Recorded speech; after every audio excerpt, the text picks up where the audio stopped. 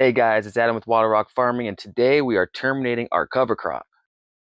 Now, before we start terminating our cover crop, I do want to cover a few things, kind of go over our grow this year and how it was successful, and some things that we're going to be doing next year differently.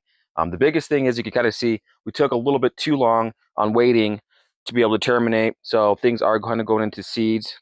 However, they are just like starting to flower too, which is fine. But when they start doing this and making pods like these daikon radishes are, that's when we're having a little more issues where we could be just seeding the ground and stuff with the cover crop again, which might not be a bad thing because we're gonna lay our weed barrier right over the top of it after it's flattened and stuff, and then have it break down while we plant our plants in, just like we did last year. So we're gonna plant directly into the weed barrier, into the cover crop that way. So when we do that, it shouldn't be too much of an issue if it has seed or not.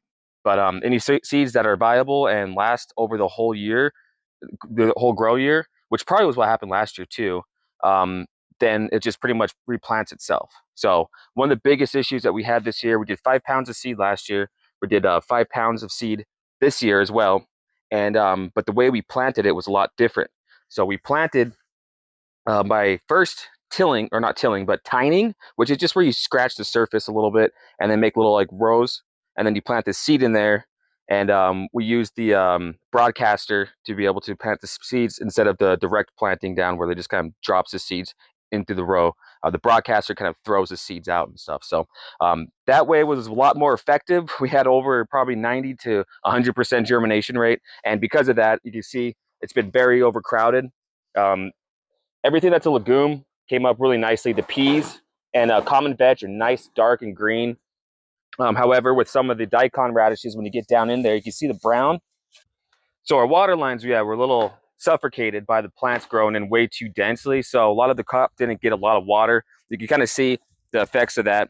The yellowing is them competing for space and nutrients.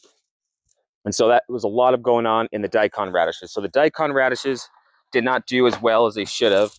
But everything else, the flax that could stretch starts doing really well, like this flax, and then the common vetch, which is these type of greens, look like this at the top. That's a common vetch. And then we also had the peas, which we didn't get any peas this year, but they started to flower. But we're probably just going to terminate it before it starts going there. And then also, this is the oats that come through, and they're starting to go into seed too. So that's the main ones. Those are the main crops that or main type of cover crop that we have going on inside there. So those are the, what was it, 5 main ones. And yeah, so the ones that really did the worst were the daikon radishes this year, just because it was way over planted. So I think they're just competing for nutrients. Besides that, everything else did really well.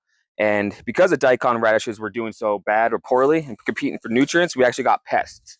So you can see these guys are like fungal gnats, and they're everywhere on the daikon radishes. And the biggest reason for that is because they're competing so much for nutrients that their bricks dropped, and then all of a sudden they're weak plants now. And so insects and pests and all that could come and just wipe them out clearly. But they're not really affecting anything else, and that's how you know, like, the bricks is higher in those ones too.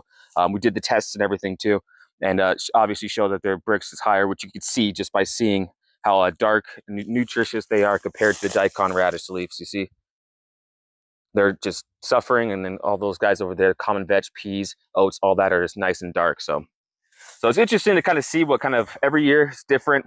It's interesting to see which plants are doing better than the others. And yeah, but this year that's just kind of how it worked, to where now the daikon radishes aren't doing too well. And I think last year was a little bit different. I forget exactly how well those ones were doing or how they weren't doing. So, but yeah, so it's termination day. So we're gonna go ahead and get this stuff laid down flat, and then we're gonna just we're gonna put some compost over the top of it, and then also do some mulch with our wood chips that we got, which is another form of compost too. And then we're gonna put our weed barrier over the top of that, and that's just gonna be able to help us to slowly kind of keep the moisture in a lot more. It reduces our water use by a lot. I don't like having to use plastics, but it reduces our water use by a lot. So we're definitely going to have to keep doing that, and then hopefully we'll be able to figure out a more sustainable approach with the plastic mulch, maybe switching over to like burlap or something. But right now, burlap doesn't really do much for the weeds that we have here. We have a lot of viney weeds.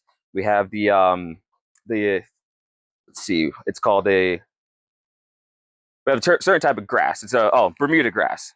The Bermuda grass just climbs through everything and it's surviving everything. So we have to use the weed barrier, and that's the only thing it doesn't penetrate through. So we get that, and then we also have a ivy viney weed that comes through here. So we have the ivy and the Bermuda. Those two things make it very hard for us to be able to not use the plastic tarps and grow this stuff without having it get suffocated by those vinaceous weeds. That's even a word. But yeah, so we're gonna go ahead and start getting the terminating. And thanks for watching. Stay tuned.